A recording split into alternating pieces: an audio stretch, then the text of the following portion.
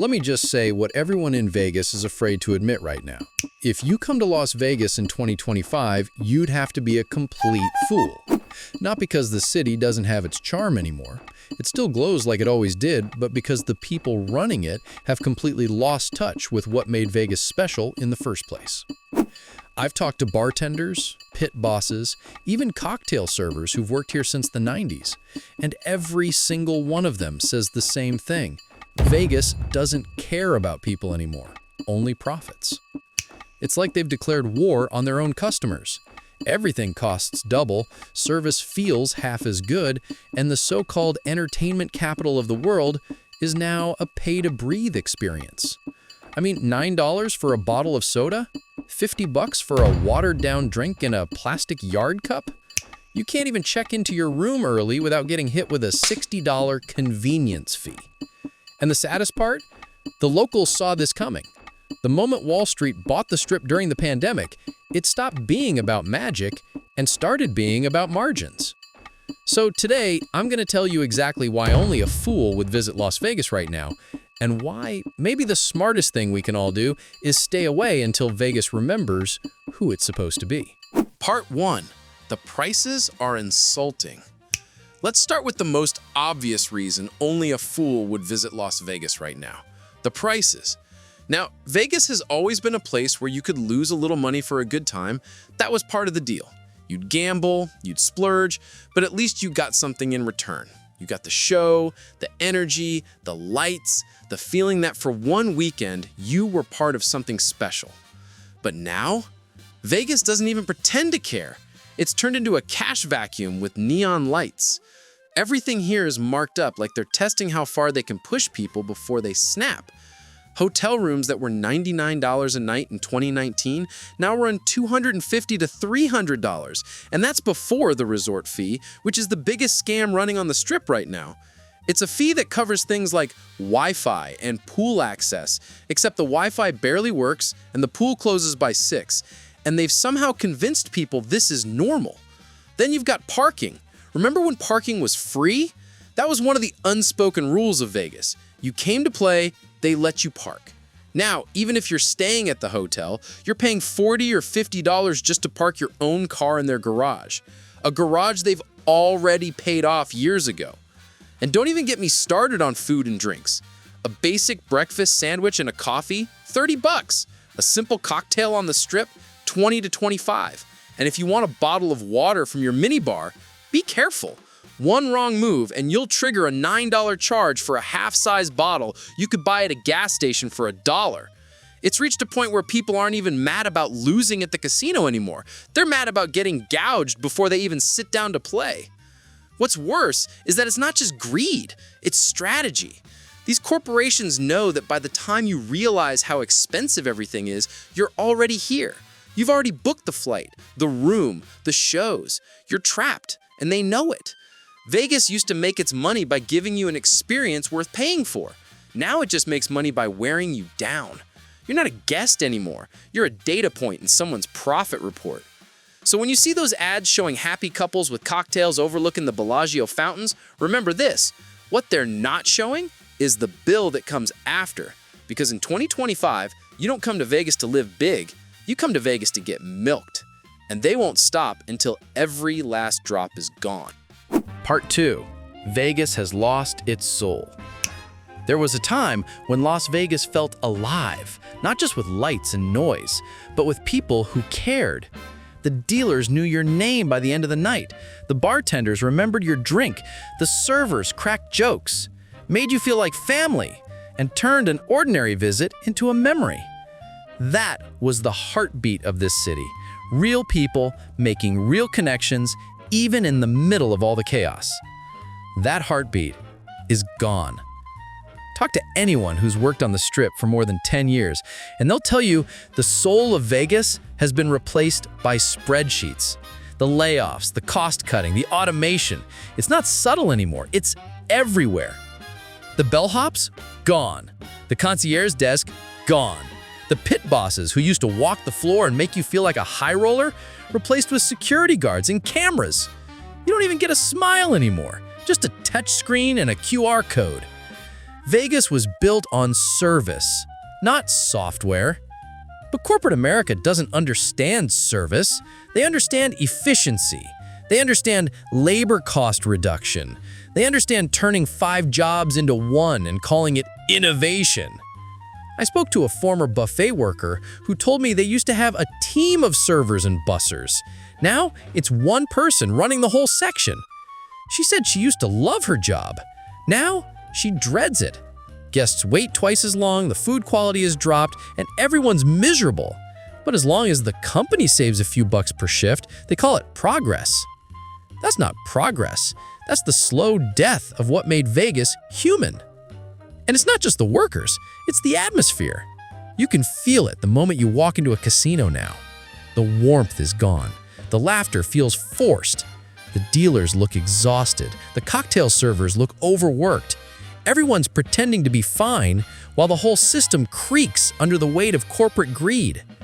Vegas used to be the city where everyone, from the high roller to the broke tourist, got treated like somebody. It was an illusion, sure, but a beautiful one. Now, it's not even pretending. You're not being welcomed anymore. You're being processed.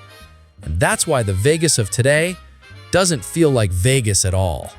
It feels like a machine running on fumes, held together by overworked employees and the memories of what this city used to be. Part 3. The games are rigged against you. Once upon a time, Vegas made its money the old-fashioned way, by beating you fair and square. You knew the odds weren't in your favor, but at least you had a chance. The tables were alive, the dealers were fun, and the goal was to keep you entertained long enough to maybe, just maybe, walk away with a story. That version of Vegas doesn't exist anymore. Now, the games are stacked against you worse than ever. I'm not just talking about bad luck, I'm talking about deliberate, calculated greed. Let's start with table minimums.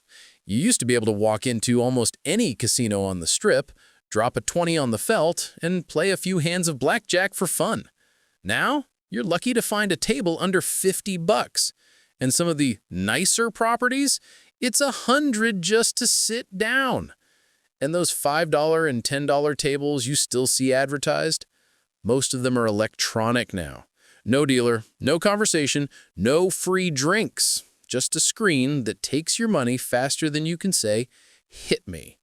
But the real insult? The games themselves. Vegas has quietly changed the rules and most tourists don't even realize it. Remember when blackjack used to pay 3 to 2 on a natural? Now, most strip casinos pay 6 to 5, which means you're getting less for the same win. That one change alone increases the house edge dramatically. Roulette? They've gone from single zero to double zero, and now some tables even have triple zero. That's not just bad, it's robbery with a smile. It's like buying a lottery ticket and calling it a strategy. Even craps, the most social, exciting game in the casino, is being turned into a soulless experience. They're replacing live tables with digital versions, where one dealer controls 50 players on screens. It's cheaper for the casino, but it kills everything that made the game fun. No dice, no crowd, no energy. Just cold, efficient money extraction. And here's the thing. None of this is accidental. It's part of the shift from gaming to revenue optimization. Casinos used to make their money by keeping you happy and coming back. Now, they make it by squeezing every last drop out of you in one visit. Vegas was built on risk and reward. Now, it's just risk and regret. And if you still think you're going to beat the system on the Strip in 2025, I hate to say it, but only a fool would believe that. Part 4. There's nothing left to see. Once upon a time, you could come to Vegas 10 weekends in a row and never have the same experience twice. There were hundreds of shows, bizarre attractions, cheap magic acts, live bands and smoky lounges, everything from Elvis impersonators to full-scale productions with tigers, dancers, and pyrotechnics. You could eat prime rib for $7.99, see a headliner for 40 bucks, and still have enough left for a round of blackjack before bed. Now, The variety is gone. Vegas doesn't surprise you anymore. It just sells you the same polished experience over and over again, only at a higher price. Every casino looks the same. Every restaurant is a celebrity chef concept, charging $50 for pasta. Every show is a remix of the same 10 ideas. Cirque du Soleil acrobats, pop star residencies, or recycled nostalgia act. The quirky, offbeat, weird Vegas that made this city unique has been wiped out, replaced by whatever a corporate marketing team thinks will sell the most $25 cocktails. You used to be able to stumble into something magical, a random lounge singer who could blow you away, or a stand-up comic who was way too good for a Tuesday night crowd. That's how legends started here. Now, the small stages are gone. The local performers are gone. The soul of live entertainment has been priced out of its own city. And it's not just entertainment, it's food too. Buffets used to be a Vegas staple. For decades, they were a symbol of generosity. All you can eat wasn't just a slogan, it was a promise. You could fill your plate, laugh with strangers, and feel like you were getting something back from the city. Now, most of those buffets have been replaced with food halls, which is just a fancy way of saying pay full price for cafeteria food.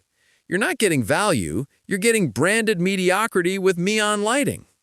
Even the shows that are left feel hollow. Ticket prices have doubled, and the spontaneity is gone.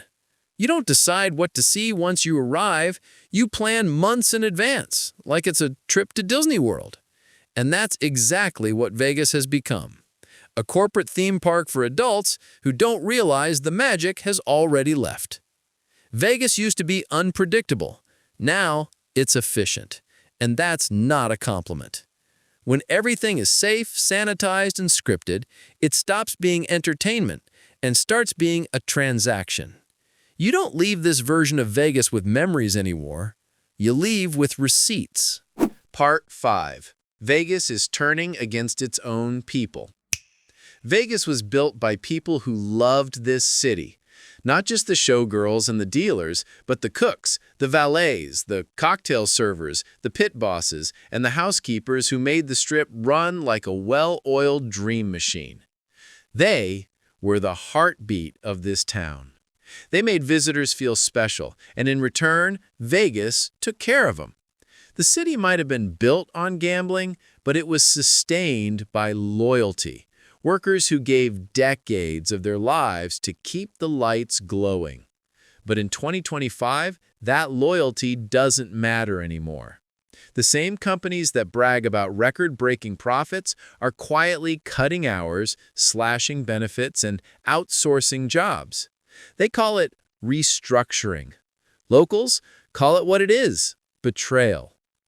Over the last year, hundreds of employees across the Strip have been laid off or merged into impossible positions. Entire departments, concierge desks, bell services, housekeeping crews are being gutted. At one major resort, they even eliminated the bell desk completely. Guests drag their own luggage through the lobby now because it's more efficient.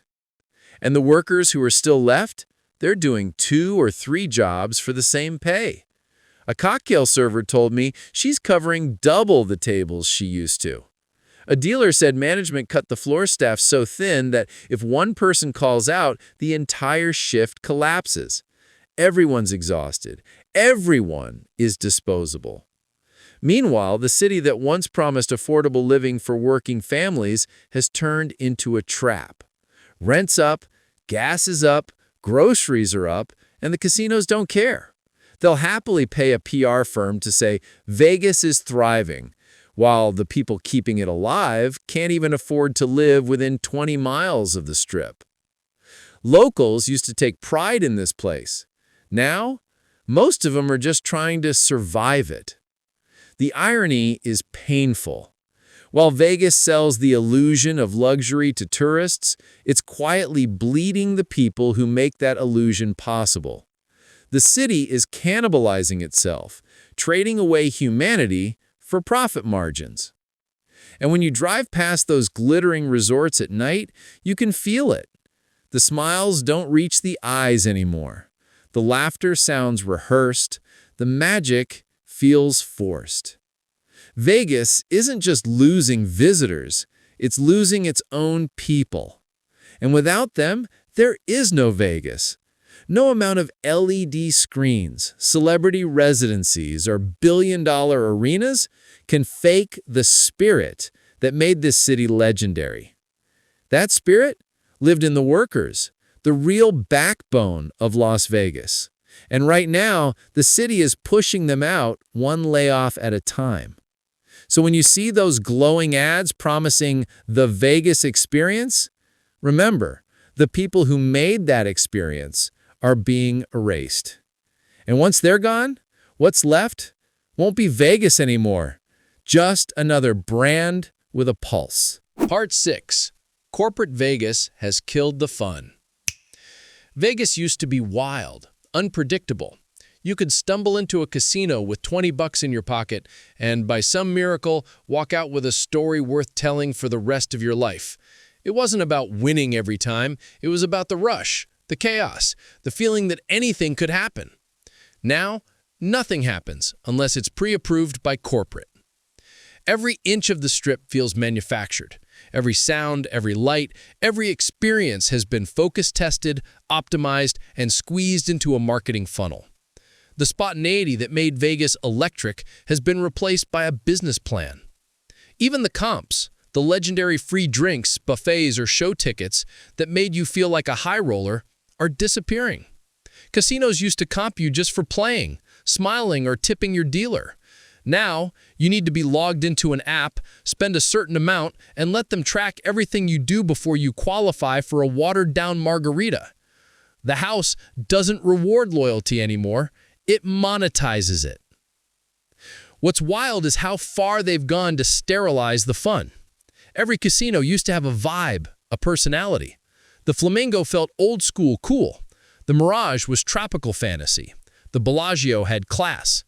Now, you walk through these places, and it's all the same formula. Loud EDM, touchscreen games, and an overpriced bar that looks like it was designed by an Instagram algorithm. Even gambling feels like homework now. The tables are cold, the dealers are robotic, and half the casino floor has been replaced by digital stadium games that suck the life out of everything. The thrill of Vegas was always human. The sound of dice hitting felt, the laughter from a crowded table, the chaos of people chasing luck, that's gone. It's not even about entertainment anymore. It's about data collection center. Every tap of your player's card, every spin, every drink you order gets recorded, analyzed, and sold back to you as a personalized experience. Vegas used to make you feel something. Now, it just tracks you. And maybe that's the saddest part of all. The fun used to come from not knowing what would happen next. Now the house controls every outcome, every emotion, every second you spend here. Vegas was built for dreamers. Corporate Vegas is built for shareholders. And somewhere between those two worlds, the city lost its sense of fun and forgot how to let people play. Part 7. The Illusion of Luxury. Vegas likes to call itself the luxury capital of America. But let's be honest, what passes for luxury on the Strip these days is nothing more than an expensive illusion. It's not luxury, it's theater, and the props are made of gold-plated plastic. You see it the moment you walk into one of these so-called five-star resorts. The lobby smells like imported perfume. The walls shimmer with polished marble. And some influencer is filming herself next to a $6 coffee pretending she's in Monaco. But if you look past the shine, you'll notice what's missing. The service, the grace, the effort. Because true luxury isn't just about price, it's about care. It's about how a place makes you feel. And that's what Vegas has completely forgotten. You pay $400 a night for a premium room with a view of a construction site. You pay $30 for breakfast that comes in a cardboard box. You order bottle service for $600 and get a plastic bottle of vodka you could have bought at Target for $20. Vegas has redefined luxury as how much can we charge you before you complain. The casinos figured out that people don't want real luxury, they want to feel like they're getting it. So they sell the fantasy. Giant LED screens, marble floors, rooftop pools, all designed to trick your brain into thinking you're part of something exclusive. But exclusivity means nothing when everyone's paying the same inflated price. The irony is that the old Vegas, the one built decades ago, offered better service for a fraction of the cost. The hosts knew your name. The dealers shook your hand. The restaurants didn't need Instagram filters or truffle oil to make you feel special. You felt it because the people cared. Now, that's gone. The new Vegas luxury experience is automated, cold, and transactional. The moment you arrive, they're calculating your value based on your spending habits, not your humanity. If you're not dropping thousands, you're invisible. The high rollers get the smiles, the rest get the screens. And yet, tourists keep falling for it because the illusion still works. The fountains still dance, the lights still sparkle, and the ads still promise that once-in-a-lifetime feeling. But when you strip away the branding, all that's left is a very expensive version of the same room, the same drink, the same experience everyone else is getting. That's not luxury. That's marketing. Vegas used to make you feel rich for a night. Now, it just makes you feel poor for a week. And the tragedy is that the people running this town don't even see it. They think they've elevated the brand. But all they've really done is price out the magic and left behind a city pretending to be something it no longer is. Part 8. Vegas is eating itself alive. Every city reaches a breaking point, and right now, Las Vegas is standing right on the edge of its own collapse. For years, this town has been feeding off the same myth that no matter how expensive, how corporate, how soulless it becomes, people will always come back. But that myth is starting to crack.